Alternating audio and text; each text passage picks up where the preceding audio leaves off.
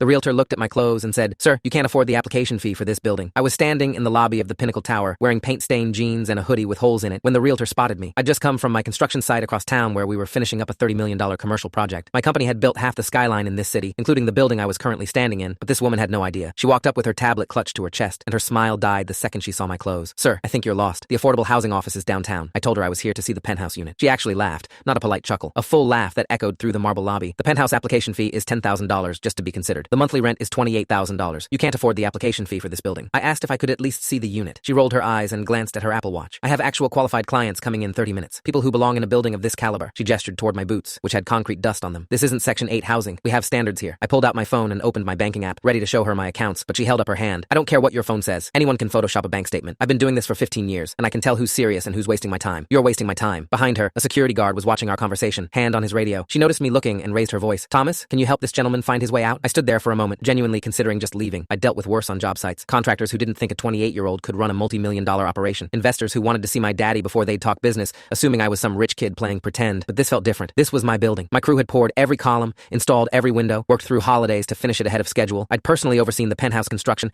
upgraded the appliances myself because the developer was trying to cheap out. I asked for her business card. She sighed like I'd asked her to donate a kidney. "We don't give cards to people who aren't pre-qualified. There's a website. Google it." She turned her back on me and walked toward the elevator bay, already texting someone, probably laughing about the construction worker who thought he could afford luxury real estate. I left the building and sat in my truck for a minute. Then I called my lawyer. Within 2 hours, I had the owner's contact information. The Pinnacle Tower was owned by Greenfield Development Group, the same company I'd built 6 properties for over the past 4 years. I called their CEO directly. We'd had drinks together at the ribbon cutting for their last project. I explained what happened, and he went silent for a long moment. And he said, "Griffin, I'm so sorry. That's unacceptable. Let me handle this." I told him I wanted to handle it myself. He agreed and sent over the access codes and ownership documentation within an hour. I waited 3 days, letting her think she'd won, letting her forget about the guy in the paint-stained jeans. When I came back, I was wearing the same exact outfit. Same jeans, same hoodie, same concrete-covered boots. She saw me walking through the lobby, and her face went from annoyed to furious. "Are you kidding me right now? Thomas, he's back." The security guard started moving toward me, but I pulled out my tablet and brought up the building schematics, the ownership documents, the construction contracts with my company's name on every page. "My name is Griffin Cole. My company built this entire structure from the ground up. Every wall, every floor, every luxury amenity you use to sell these units." Her face drained of color. The tablet nearly slipped from her hands. "I also just signed a contract with Greenfield to manage their property sales division, which means every realtor in their portfolio now reports to me, including you." She started apologizing immediately, words tumbling out about stress and bad days and not meaning it the way it sounded. I told her she had 2 options: resign today with a neutral reference, or stay and spend the next 6 months working exclusively with first-time buyers and immigrants, people she'd normally dismiss, while every sale got reviewed by me personally. She chose resignation.